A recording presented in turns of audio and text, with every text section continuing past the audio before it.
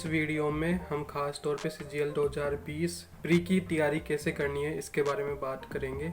तो चलिए स्टार्ट कर। वीडियो शुरू करने से पहले मैं अपने मार्क्स दिखा देता हूँ ताकि आपको जो भी मैं एडवाइस दूंगा उस पर थोड़ा फेथ रहे। तो यहाँ पे आप मेरे मार्क्स देख सकते हैं। सीजीएल 18 के प्री में मेरे 186 मार्क्स आए हैं। मेरे सीजीएल 18 के मेंस में इंग्लिश में 191 मार्क्स आए हैं। मैथ्स में 180 मार्क्स आए हैं। तो मेरे टोटल मार्क्स 555 है आउट ऑफ 600। अभी टीयर 3 का रिजल्ट आएगा, फिर अपन फिर से बात करेंगे कि मेरा टोटल स्कोर कितना रहा। मैंने सीजीएल 19 का भी पेपर प्री का दिया था। तो मेरे सीजीएल 19 के प्री में मार्क्स है 187। यहाँ मेरे इंग्लिश और मैथ दोनों में 50 में से 50 आए हैं। तो चलिए स्टार्ट कर। तो इस वीडियो में हम प्री की बात करेंगे। सीजीएल 2020 वालों को अपनी प्रिपरेशन कैसे करनी चाहिए, उनका बुक रिसोर्स क्या क्या होना चाहिए, कौन सी टेस्ट सीरीज उनके लिए अच्छी रहेगी, किस तरह से उनको प्रिपरेशन स्टार्ट करनी है, तो उसके बारे में अपन पूरा डिटेल में देखेंगे यहाँ पे। तो जो भी सीजीएल 2020 की प्रिपरेशन कर रहा है, सबसे पहले मैं उसको यही बात बोलूँगा कि वो बंदा सीरियस हो जाए, क्योंकि एसएससी में जो जिस तरह से ये चल रही है अभी, यदि आपने जो सीजीएल 2020 की प्रिपरेशन कर रहा है यदि वो चांस भी आप छोड़ देते हो तो फिर 2021 के लिए फिर आप फिर से ट्राई करोगे तो आपके 3 से 4 साल निकल जाएंगे जॉइनिंग मिलते मिलते। और फिर 2021 में सीईटी भी आ रहा है, तो किसी को कुछ नहीं पता है कि क्या होने वाला है सीईटी में, कैसे क्या सिलेबस रहेगा उसका, और उसको इम्प्लीमेंट करने में कितना क्या टाइम लगेगा, ठीक से इम्प्लीमेंट भी होगा नहीं होगा। तो वही सब चीज़ें हैं। तो यदि आपको एसएससी क्रैक करना है तो मैं सोचता हूँ कि सीजीएल 2020 वाला एक अच्छा ऑप्शन है आपके पास। और टीसीएस एग्ज़ाम ले रहा है, जैसे सीजीएल 18 का आप देखोगे टीसीएस ने काफ़ी स्टैंडर्ड क्वेश्चन पूछे, इजी क्वेश्चन पूछे हैं। सीजीएल 19 में भी ठीक क्वेश्चन आए थे, इजी क्वेश्चन आए थे। अभी मेंस का अपन देखेंगे। बाकी सीजीएल 2020 वालों को अपनी प्रिपरेशन में सीरियस हो जाना चाहिए। तो जो सीरियस है उन्हीं के लिए ये वीडियो है कि उनको कैसे अपनी प्रिपरेशन स्ट्रेटेजी रखनी चाहिए शुरू से लास्ट। तो सबसे पहले हम बुक्स में देख लेते हैं कि मैंने कौन कौन सी बुक्स प्रीफर की थी, कौन कौन सी बुक्स मैंने पढ़ी है जिससे मेरे मार्क्स आए हैं। तो इंग्लिश में मैंने ग्रामर के लिए प्लेन टू पैरामाउंट जो केडी कैंपस की नीतू सिंह है उनकी जो बुक है उसी से मैंने की है। काफी स्टैंडर्ड बुक है ये, तो इस बुक को आप प्रीफर कर सकते। इस बुक को आपको कंटिन्यू रखना है टिल मेंस तक। जो भी मैं यहाँ पे बताऊंगा इंग्लिश मैथ के लिए वो अपना टीयर 1 और टीयर 2 दोनों में सेम रहने वाला है। टीयर 2 में कुछ भी अलग से कुछ भी नहीं है। बस अब जो गेम रह गया है वो केवल क्वेश्चंस का रह गया है कि टीयर 1 में 25 क्वेश्चन आते हैं मैथ या इंग्लिश से। टीयर 2 में वो बढ़ के इंग्लिश में 200 क्वेश्चन हो जाते हैं, मैथ में 100 क्वेश्चन हो जाते हैं। बाकी पहले की तरह ये नहीं है कि आपने टीयर 1 करोड़ा इजी सिलेबस है तो आपने इजी वाला कर लिया तो फिर मेंस के लिए आपको अलग से करना पड़ता था। लेकिन अब दोनों में लगभग सेम सिलेबस है, उतना ही लेवल है। जितना टीयर 2 में लेवल आता है उतना टीयर 1 में आता है। टीयर 1 में 25 क्वेश्चन आते हैं तो उसमें 1-2 क्वेश्चन हार्ड आते हैं, लेकिन टीयर 2 में 100 क्वेश्चन आने के कारण वहाँ पे 10-20 क्वेश्चन हार्ड डाल देते हैं। बस इतना ही डिफरेंस है और कुछ भी नहीं है। तो इंग्लिश के लिए ग्रामर के लिए केवल मैंने ये एक बुक सॉल्व की है, प्लेन टू पैरामाउंट। ये बेस्ट बुक है, आप इसी को प्रीफर करो। आपको इसको रिवाइज करते रहना है इसी बुक को।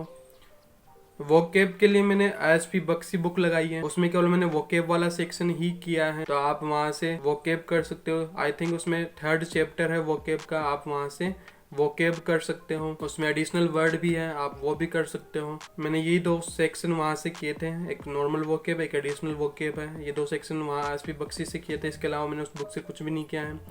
इसके बाद में मैंने एडियम्स, प्रोवर्ब्स, वन वर्ड, ये सब मैंने एमबी पब्लिकेशन से किया है। एमबी पब्लिकेशन एक बुक आती है जिसमें प्रीवियस ईयर के सारे सेट आते हैं, तो आप उस बुक को प्रीफर कर सकते हो।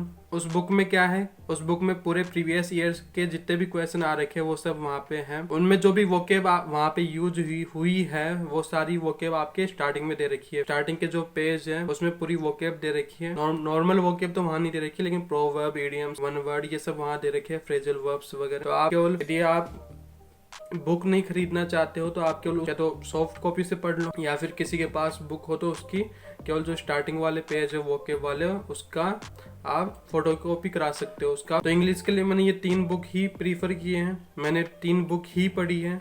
इसके अलावा वोकेब के लिए थोड़ा आप नॉर्मल लुइस की बुक आती है वर्ड पावर मेड इजी, वो बुक आप पढ़ सकते हो। इस बुक में क्या है, इस बुक में रूट वर्ड्स हैं। यदि आप इस बुक को कर लेते हो तो आपका काफ़ी इजी हो जाता है किसी भी वर्ड का मीनिंग गेस करने में, उसको याद करने में काफ़ी इजी हो जाता है अपने लिए। मैंने भी यही किया था, मैंने स्टार्टिंग में वर्ड पावर मेड इजी लगाया था। इसमें काफ़ी रूट वर्ड्स है, एक रूट वर्ड है उसके काफ़ी वर्ड्स दे रखे हैं। जैसे पहला जो इसमें टॉपिक है उसमें ईगो के बारे में है कि तो ईगो से ईगोटिस्ट, ईगो सेंट्रिक, ईगो मैनियाक, ये सब वर्ड्स उसमें दे रखे हैं। तो ऐसे एक ही रूट वर्ड से अपन 8 से 10 वर्ड वहाँ से कर सकते हैं, और ये पर्टिकुलर वर्ड जहाँ पे भी यूज होगा उसका अपन मीनिंग भी गेस कर सकते हैं। तो इसमें भी ये चीज़ अपने काम आती है। तो ये बुक आप कर सकते हो वोकेब स्टार्ट करने से पहले। तो इंग्लिश के लिए ये 3 बुक लगाई है, इसके अलावा मैंने कहीं पे भी कुछ भी नहीं पढ़ा है, और इन्हीं 3 बुक के जरिए मैंने इंग्लिश में 191 स्कोर किया है मेंस। मैथ के लिए मैंने बुक्स में केवल राकेश यादव के क्लास नोट्स सॉल्व किए हैं। आपको ये विश्वास नहीं होगा लेकिन ये ही मैंने बुक सॉल्व की है। प्रैक्टिस के लिए मैं बताऊंगा कि मैंने क्या किया है, लेकिन बुक्स में केवल ये एक बुक मैंने सॉल्व की है, राकेश यादव की क्लास नोट्स ही मैंने सॉल्व किए हैं। बाकी मैंने अभिनय शर्मा और राकेश यादव को फॉलो किया है यूट्यूब पे।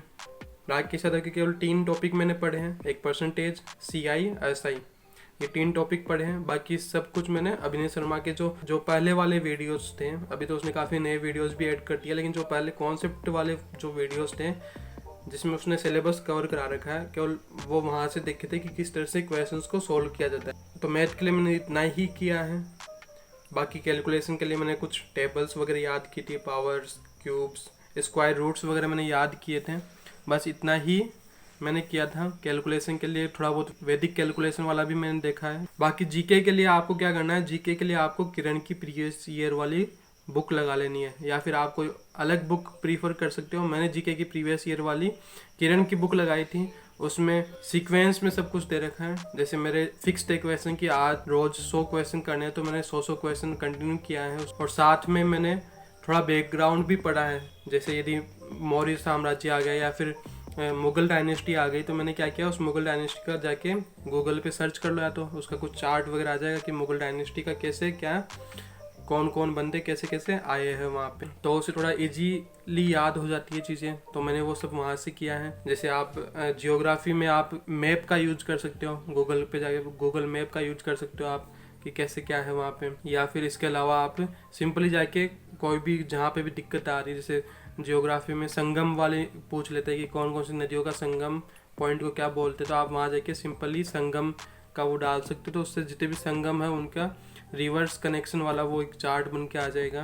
तो वो काफ़ी इजीली याद हो जाती है इस तरह से चीज़ें। तो ये जीके का हो गया। बाकी आपको क्या करना है, रीजनिंग में आपको इतनी ज़रूरत नहीं पड़ेगी।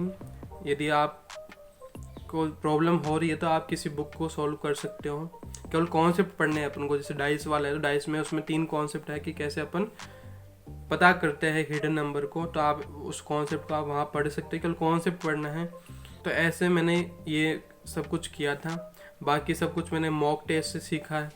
मैं आप लोगों को मेरी स्ट्रेटेजी यहाँ पे बताने वाला हूँ। आपको क्या करना है, आपको एक बार सिलेबस कंप्लीट कर लेना है। तो इसमें हम स्ट्रेटेजी के बारे में बात करेंगे कि मेरी क्या स्ट्रेटेजी रही थी और कैसे मैंने इतने अच्छे मार्क्स अचीव किए हैं, उसके बारे में डिटेल में देखेंगे। तो मेरे साथ ये हुआ था कि मैंने एक बार सिलेबस कंप्लीट कर लिया था। जून में मैंने अपनी प्रिपरेशन स्टार्ट की थी, लेकिन जब मैंने अपना मॉक्स अटेम्प्ट किया था, मैंने जब मॉक्स दिए तो वहाँ पे काफ़ी प्रॉब्लम्स आ रही थी मुझे। कभी पेपर अटेम्प्ट नहीं हो पाता था पूरा, मार्क्स की रेंज नहीं बढ़ रही थी मेरे मार्क्स 110 120 इतने ही थे। एक बार सिलेबस कंप्लीट करने के बाद में भी मेरे 100 से 120 130 इसी के बीच में मार्क्स आ रहे थे, इससे ऊपर मार्क्स बढ़ ही नहीं रहे थे। तो इस सब के बारे में हम बात करेंगे कि कैसे मैंने अपने मार्क्स बढ़ाए हैं, कैसे मैंने मेंस में 400 में से 370 नंबर अचीव किए हैं इंग्लिश मैथ में। तो सबसे पहले मैं बताता हूँ कि मेरा ये माइंड में क्लियर था कि हमको इंग्लिश मैथ में शुरू से पढ़ना है। टियर 1 टियर 2 इसको अलग अलग नहीं समझना है, क्योंकि CGL जो है वो इंग्लिश मैथ ही है केवल। 600 में से आपके 500 नंबर इंग्लिश मैथ के ही है। तो मेरा डे 1 से ये क्लियर था कि मुझे इंग्लिश मैथ पे ही फोकस करके चलना है। यदि इन सब्जेक्ट्स में मेरे मार्क्स आ जाएंगे तो फिर मैंने क्या किया, मैंने कंटिन्यूसली टेस्ट देना स्टार्ट किया, टेक्स्ट बुक के टेस्ट देने स्टार्ट किए और फिर मैंने एनालिसिस किया कि मेरे कैसे अपने मार्क्स बढ़ा सकता हूँ। टीयर 1 के मॉक्स में अटेम्प्ट करता था, टीयर 1 के उस वक्त मार्क्स काफ़ी कम आते थे। तो वहाँ से मेरा एक चीज़ तो क्लियर हो गया था कि मुझे यदि मार्क्स बढ़ाने हैं तो जीके से पहले मुझे इंग्लिश मैथ में मार्क्स बढ़ाने पड़ेंगे और इंग्लिश मैथ से पहले भी रीजनिंग में मेरे मार्क्स बढ़ने पड़े, रीजनिंग को स्ट्रॉन्ग करना पड़ेगा। तो मैंने रोज़ मॉक्स लगाता था, मेरा सिलेबस कंटिन्यू था, जैसे भी मेरा सिलेबस चल रहा था। उसके अलावा क्योंकि मैं रिवाइज कर रहा था चीज़ों को, तो मुझे अब कम टाइम लगेगा रिवीजन में, तो जो मेरा टाइम बच रहा था उसको मैं यूटिलाइज कर रहा था मॉक्स अटेम्प्ट करने में। तो 1 घंटे का मैं मॉक लेता था। उस 1 घंटे के मॉक को लेने के बाद में मैंने उसका एनालिसिस करता था, काफ़ी अच्छे से एनालिसिस करता था उसका। 1-1.5 घंटा मेरा एनालिसिस में जाता था। एनालिसिस कैसे करता था कि मेरा मेन टारगेट था रीजनिंग, इंग्लिश और मैथ, इसमें मार्क्स बढ़ने ही चाहिए। एटलीस्ट मेरे 150 में से 140 से ऊपर नंबर आने ही चाहिए, क्योंकि जीके काफ़ी अनसर्टेन रहता है। मैं वहाँ से मॉक के थ्रू भी ये समझ गया था कि जीके में मेरे मार्क्स अनप्रिडिक्टेबल हैं। ऐसा क्यों?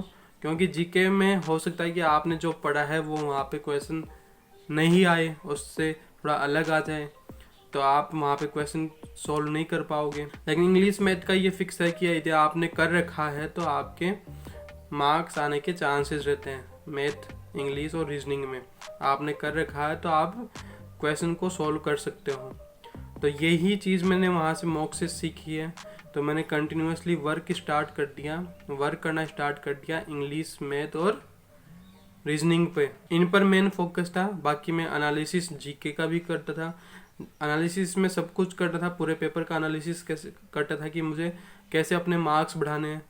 तो एनालिसिस ऐसे ही मैं पेपर अटेम्प्ट करता गया और मैं अपने मार्क्स को इम्प्रूव करने के उपाय करता गया कि कैसे अपने मार्क्स को इम्प्रूव कर सकता हूँ, इंक्रीज कर सकता हूँ।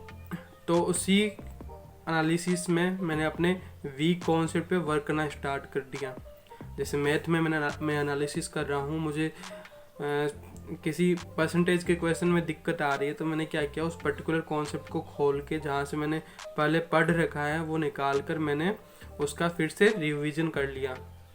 तो मेरा कॉन्सेप्ट वापस वहीं से स्ट्रॉन्ग हो गया। नेक्स्ट डे या फिर जब भी वो दोबारा उस पेपर में कभी भी उस तरह का क्वेश्चन आया, चांसेस थे कि मेरा वो सही हो जाता था, लेकिन यदि सही नहीं भी होता था तो फिर से उसका रिवीजन कर लेता था, तो वो फिर और स्ट्रॉन्ग हो जाता था वो पर्टिकुलर टाइप का क्वेश्चन। तो इस तरह से मेरे रोज़ वीक एरियाज पे मैंने वर्क करना स्टार्ट किया। जहाँ पे भी मुझे दिक्कत आती थी मैं उस पर्टिकुलर टॉपिक को जाके पढ़ लेता था मैथ में। जैसे सीआई में मुझे इंस्टॉलमेंट में दिक्कत आ गई, तो मैं इंस्टॉलमेंट का जाके जहाँ से मैंने पहले पढ़ रखा है, यूट्यूब पे पढ़ रखा था, तो मैंने यूट्यूब पे जाके वीडियो देख लिया, या राकेश यादव का वो वीडियो देख लिया। सीआई में राकेश यादव से की थी, तो राकेश यादव के उस पर्टिकुलर कॉन्सेप्ट को खोल के मैंने वो पूरा वापस रिवीजन कर लिया। तो इस तरह से मैंने वर्क करना स्टार्ट किया अपने आप पे। तो मेरे काफ़ी वीक एरियाज स्ट्रॉन्ग होते गए। तो मैंने मेनली प्रैक्टिस यहीं से की है। मैंने टेक्स्ट बुक के टेस्ट सीरीज से ही प्रैक्टिस की है। रिवीजन मेरा चल रहा था, जहाँ से भी मैंने पहले कर रखा था, जितनी भी स्टैंडर्ड बुक्स जो मैंने आपको बताई है वो मेरा कंटिन्यू चल रहा था रिवीजन। उसके अलावा जो टाइम बच रहा था उसका मैंने यूटिलाइज किया है प्रैक्टिस में। मैंने कभी भी किसी पर्टिकुलर सब्जेक्ट के लिए अलग से प्रैक्टिस नहीं की है कि मेरा रीजनिंग वीक है तो मैं रीजनिंग पे जाके अलग से वर्क कर रहा हूँ, ऐसा नहीं किया मैंने इसके बजाय सबको कंपाइलेशन करके पूरा एक पेपर लगाना अच्छा समझा, पूरा मॉक लगाना अच्छा समझा। क्योंकि जब आप मॉक लगाते हो, क्योंकि अल्टीमेट पेपर भी आपको मॉक ही देना है उसमें, तो जब आप मॉक लगाओगे तो उसमें आपकी काफ़ी चीज़ें स्ट्रॉन्ग होएगी। एक तो आपको अपना रैंक पता चलेगा कि आप कौन सी रैंक पे हो अभी, तो आप उसके अनुसार हार्ड वर्क करोगे। एक वहाँ से आपको पुश मिलेगा कि आपको अभी और हार्ड वर्क करने की ज़रूरत है। तो मेरे साथ यही था कि तो मैंने एक वीडियो बनाया था कि उसमें जैसे मेरे स्टार्टिंग में 101 मार्क्स आए थे कि मेरे कैसे इन्हांस किए थे उन नंबर। तो उसका कारण यही था कि मैं स्कोर को चेंज करना स्टार्ट कर दिया था मैंने। मैं चाहता था कि मेरे मार्क्स इम्प्रूव हो, तो मैंने हर डे पे वर्क करना स्टार्ट कर दिया था। तो इस तरह से मेरे मार्क्स धीरे धीरे इंक्रीज होते हुए लास्ट में काफ़ी अच्छे मार्क्स आने लग गए थे मेरे टेक्स्ट बुक में, या फिर टेक्स्ट बुक की सीरीज़ में काफ़ी अच्छे मार्क्स आने लग गए थे। तो मैंने इतना ही किया है, मैंने सिलेबस को अलग रखा है। मैंने सिलेबस स्टैंडर्ड जो भी सोर्स थे वहाँ से किया है, केवल वहाँ से मैंने कॉन्सेप्ट सीखे हैं। मैंने प्रैक्टिस के लिए कोई बुक नहीं लगाई है अलग से। प्रैक्टिस मैंने कम्प्लीटली मॉक्स के थ्रू की है। मैंने टेक्स्ट बुक के मॉक्स लगाए हैं, उन्हीं के थ्रू मैंने प्रैक्टिस की है। मैं उनका अच्छे से एनालिसिस करता था अपनी रैंक को इम्प्रूव करने का। तो जो भी टियर 1 2020 की प्रिपरेशन कर रहे हैं उनको मैं यही बात बोलूँगा कि आपको एक सिंपल स्ट्रेटेजी रखनी है। आपको कहीं इधर उधर नहीं भटकना है। जैसा आप भी मार्केट चल रहा है कि ये टेस्ट सीरीज़ खरीद लो, वो टेस्ट सीरीज़ खरीद लो, इतना कुछ भी नहीं करना है आपको कि ये पेड कोर्स खरीद लो, वो पेड कोर्स खरीद लो।